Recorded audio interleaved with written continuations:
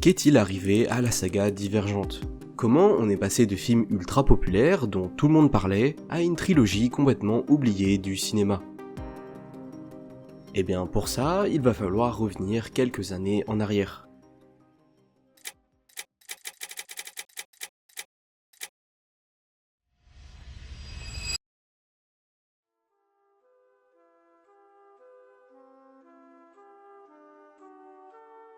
Tout commence avec cette femme, Veronica Ross.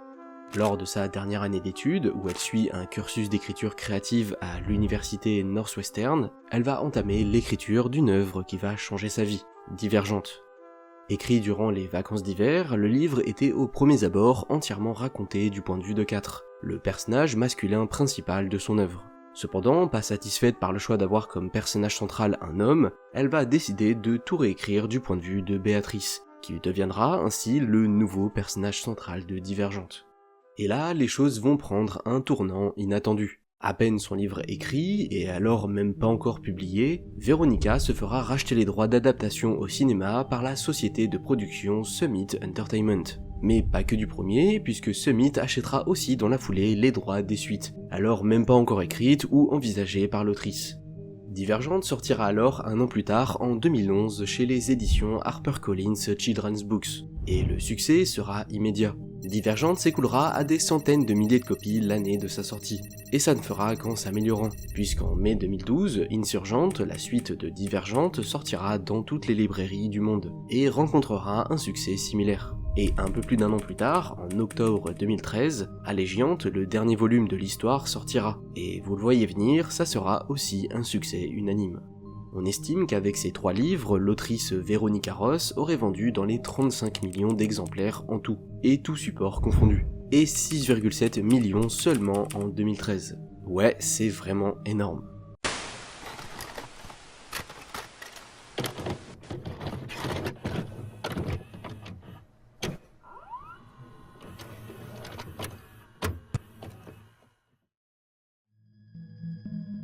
Après avoir acquis les droits d'adaptation du livre, Summit Entertainment attachera rapidement un réalisateur au projet, Neil Burger, que vous connaissez sûrement pour le film Limitless ou le remake américain d'Intouchable. 2 scénaristes seront aussi rapidement rattachés au film, Evan Dougherty et Vanessa Taylor, qui à cette époque n'étaient pas des nobody, car Vanessa avait écrit certains épisodes de Game of Thrones, ce qui n'est pas rien, vous en conviendrez, et plus tard d'ailleurs, elle coécrira avec le réalisateur visionnaire Guillermo del Toro le film La forme de l'eau, et Evan avait écrit le scénario du film Blanche-Neige et le chasseur, qui a été un véritable succès commercial malgré des critiques mitigées.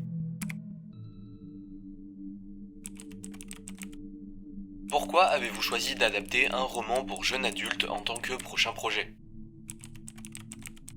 Je lisais beaucoup de choses, beaucoup de bandes dessinées, et au fil de ce processus, j'ai lu 5 de ces romans pour jeunes adultes. Pur de Julian Bagot, Légende de Marie-Lou, Delirium de Lauren Oliver, 10 Dark Endeavor de Kenneth Oppel, et Divergente de Veronica Ross. Vous avez donc lu pas mal de titres populaires en circulation, alors pourquoi avez-vous choisi d'adapter Divergente ? C'est un processus mutuel pour voir si votre approche correspond à ce que le studio souhaite faire. Ce qui m'a attiré dans Divergente, ce sont les spécificités du personnage de Triss. Elle commence dans un monde incroyablement protégé, altruiste et paisible, puis elle choisit en quelque sorte de rejoindre l'équivalent des Navy Seals. C'est une grande évolution de personnage, et c'est passionnant de suivre ça. Et Divergente se démarque en s'inscrivant dans la veine de certains films que j'aime vraiment. Des films de formation militaire, comme Top Gun ou un de mes plaisirs coupables, G.I. Jane. Quel a été le plus grand défi d'adaptation pour vous ?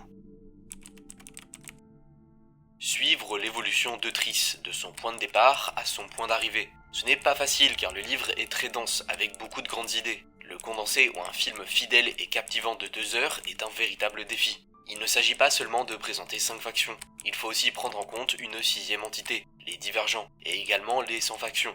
Il faut vraiment construire un univers cohérent pour le grand écran. Avez-vous imaginé certains acteurs en écrivant les rôles ? Malgré toutes les rumeurs de casting que j'ai vues, je n'ai pas vraiment laissé ça influencer mon esprit. Probablement parce que j'ai lu le livre tellement de fois avant que ce genre de discussion n'apparaisse sur les sites de fans.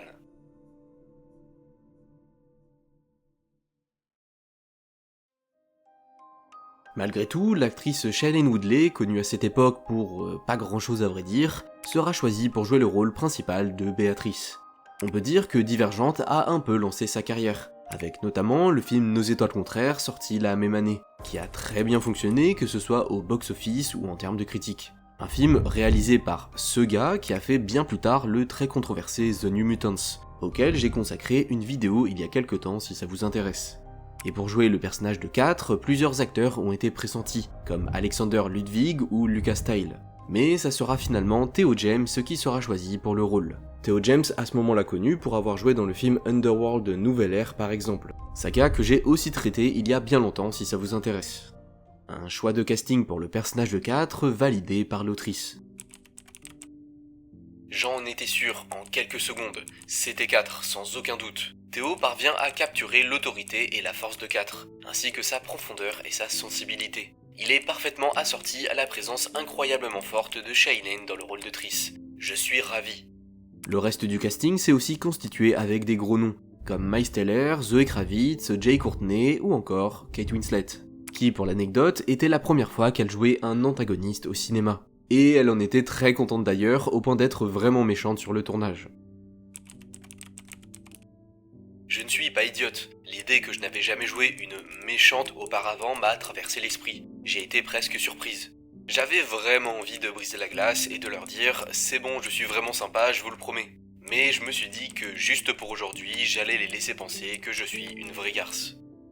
Lors du tournage, elle était aussi enceinte de 5 mois, et c'était un problème sans en être un véritablement. Évidemment ça se voyait à l'écran, donc ils ont dû ruser et bien réfléchir à comment ils allaient la filmer sur chaque plan où elle apparaissait. C'est notamment pour ça que son personnage a très souvent quelque chose dans les mains, comme des feuilles ou des dossiers. C'est pour cacher son ventre. Le réal en parle pas spécialement en mal, juste que c'était quelque chose à prendre en compte comme pourraient l'être les tatouages d'un acteur qu'il faut cacher par exemple.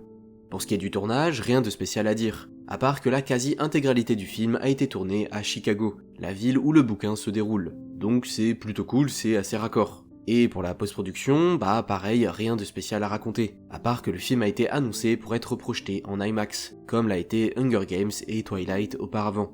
Et oui, on imite les grands frères. Nous sommes ravis de poursuivre notre collaboration fructueuse avec IMAX, avec qui nous avons déjà travaillé sur les franchises à succès mondial Hunger Games et Twilight. Nous sommes particulièrement heureux de pouvoir présenter notre toute nouvelle franchise pour jeunes adultes, Divergente, au public cinématographique, dans le format premium IMAX, qui souligne son statut d'événement spécial et mémorable. Pour promouvoir le film, ils ont commencé par révéler sur internet des images des acteurs dans leurs rôles respectifs. Ils ont aussi fait une sorte de conférence à la Comic-Con de 2013 pour répondre aux questions des gens, avec présent le réalisateur, tous les acteurs ainsi que l'autrice du bouquin. Un aperçu du premier teaser a ensuite été révélé sur MTV le 22 août 2013, puis le teaser complet est passé aux MTV Music Awards. Et enfin, un premier vrai trailer est sorti le 13 novembre 2013. Pour promouvoir le film, les deux acteurs principaux ont présenté dans l'émission de Jimmy Kimmel le trailer final du film. Et pour faire un peu sensation, ils sont arrivés en tyrolienne à l'émission. En vrai, c'est un peu drôle, même si, bon, ils ont l'air un peu ridicules. Le film a coûté au total 85 millions de dollars, avec 50 millions de marketing qui viennent s'ajouter, ce qui fait dans les 135 millions de budget global. Donc avec un budget pareil, vous vous doutez que le film se devait de bien fonctionner. Et en même temps, avec le succès planétaire du livre, il y avait peu de chances que ça foire. C'est pas moins de 288 millions de dollars de recettes que le film a rapporté, ce qui est extrêmement honnête. Il a rapporté le double de ce qu'il a coûté, marketing compris. Les principales critiques sur le film, c'est que le scénario est prévisible, et qu'il présente un drame dans un monde dystopique assez générique. Et que, contrairement à d'autres sagas similaires comme Hunger Games par exemple, bah l'endroit où se passe Divergente est pas spécialement ouf et assez commun. Chicago c'est sympa, mais ça ne vaut pas les districts du jeu de la faim par exemple. Le film a donc reçu des notes assez moyennes, mais ce n'est pas un énorme problème car c'était prévisible. Et vu que le film a bien fonctionné au box-office, ils vont pouvoir faire la suite de manière assez sereine.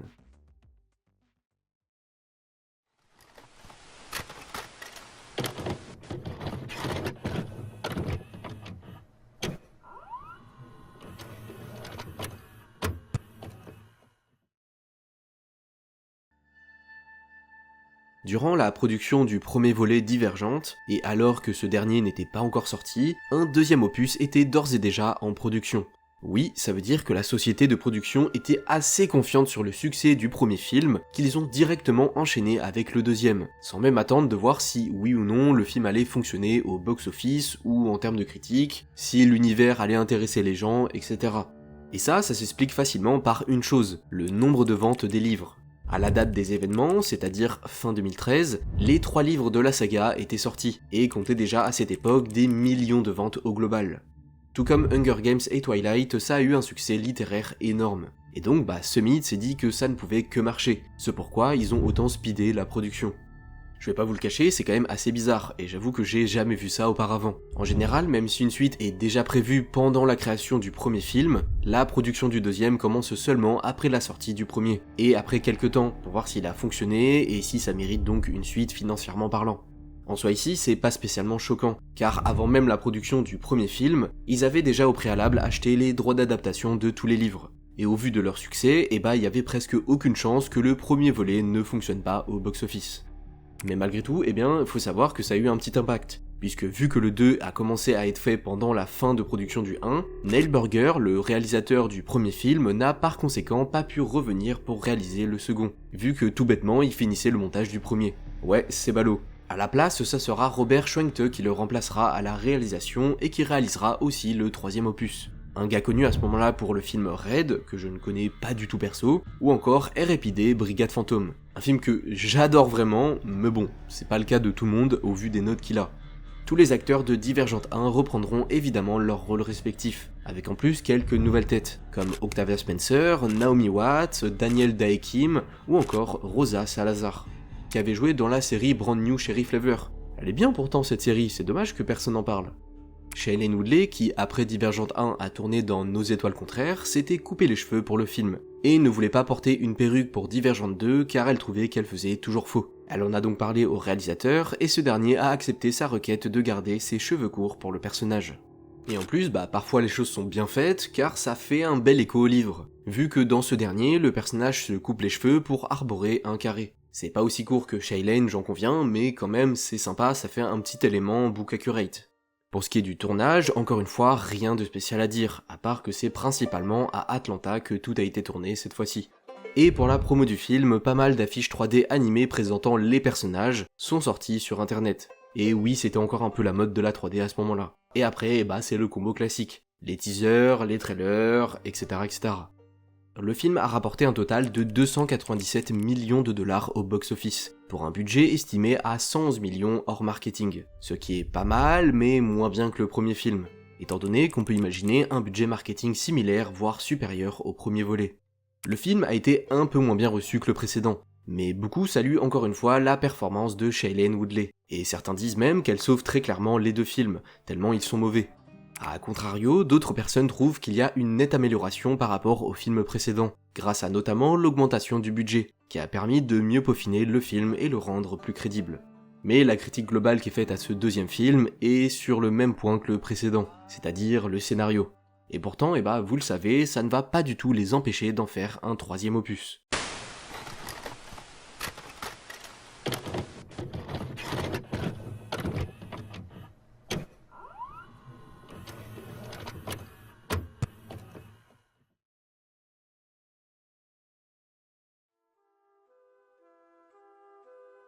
Ce troisième film de la saga Divergente adapte le troisième et dernier bouquin de l'autrice. Sauf que contrairement aux deux autres, pour celui-là, ils ont décidé de faire comme beaucoup d'autres sagas, tels que Hunger Games ou Harry Potter, et adapter le dernier livre en 2 films bien distincts. Et ce double film devait s'appeler Allégiante partie 1 et Allégiante partie 2, vu que le livre s'appelle pareil. Mais ça a été finalement changé avec Allégiante pour le troisième et Ascendante pour le quatrième. Budget similaire au précédent opus, c'est-à-dire dans les 110 millions de dollars, sauf que là, le film a rapporté seulement un peu moins de 180 millions. Et si on se dit que le budget marketing est similaire au précédent film de la franchise, ce Allégiante rembourse à peine son budget, ce qui contraste très clairement avec les 2 précédents volets. Ce qui est critiqué sur le film, c'est comme d'hab le scénario, mais bon, ça je pense que vous l'avez bien compris et vous l'avez bien deviné, mais aussi et surtout le fait que le film est coupé en 2. Et de ce fait, l'histoire est 2 fois moins intéressante. Ça tire en longueur quelque chose qui ne devrait pas l'être, et ça essaye de combler le vide comme ils peuvent avec plein de CGI.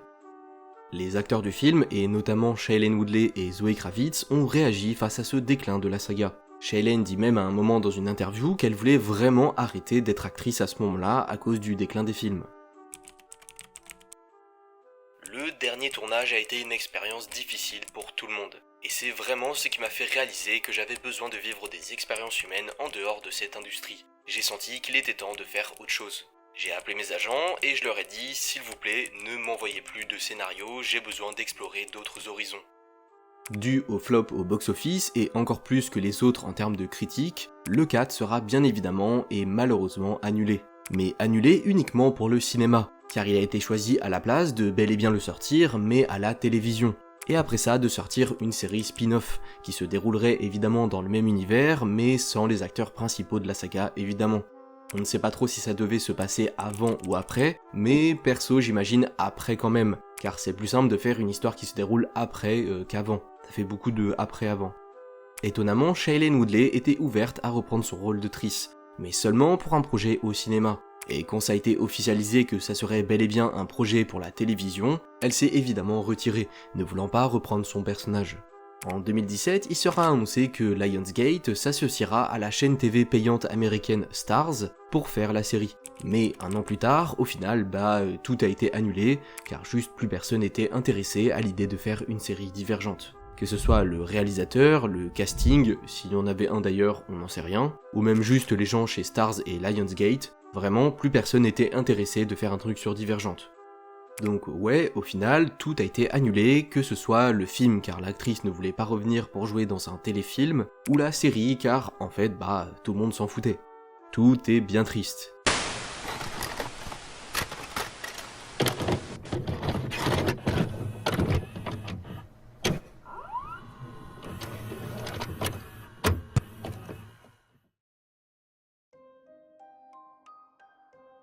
Divergente est une œuvre qui a eu son moment de gloire et sa plus forte popularité grâce à son adaptation cinématographique. Mais c'est aussi à cause de cette même adaptation que l'œuvre est tombée dans l'oubli le plus absolu. Et c'est bien dommage car personnellement, j'aime bien les 3 films qu'ils ont fait. Malgré des critiques justifiées comme un monde dystopique générique en apparence, et une histoire qui perd en intensité au fur et à mesure des films, je trouve les 3 films assez plaisants à regarder. Et je trouve que le concept de faction est une très bonne idée assez novatrice, même si on peut penser qu'elle n'invente rien au vu de, par exemple, les districts dans Hunger Games. C'est en vrai pas spécialement pareil, mais l'idée de base est très similaire. Un monde dystopique où un gouvernement établi est unique à diviser la population en plusieurs petites entités, qu'elle peut contrôler.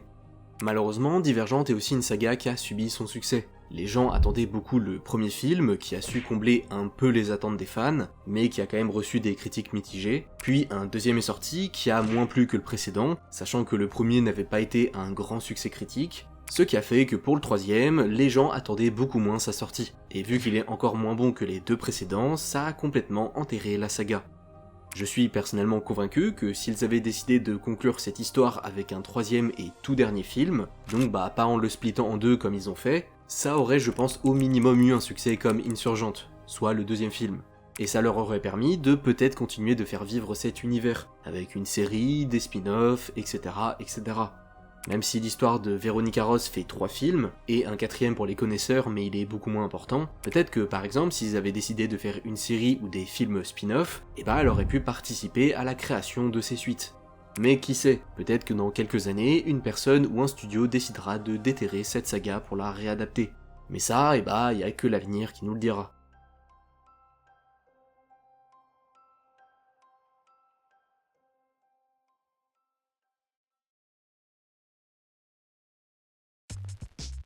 Merci d'avoir suivi cette vidéo jusqu'à maintenant, j'espère que ça vous a intéressé. Si d'autres vidéos de ce style vous intéressent, j'ai déjà traité sur cette chaîne la saga Underworld et Resident Evil. N'hésitez pas aussi à me dire votre avis sur les 3 films Divergentes en commentaire. Est-ce qu'ils vous ont plu? Est-ce que vous êtes du même avis que moi? Est-ce que vous avez envie d'une suite? Vraiment, ça m'intéresse. Et sur ce, abonnez-vous, et je vous dis à la prochaine, salut!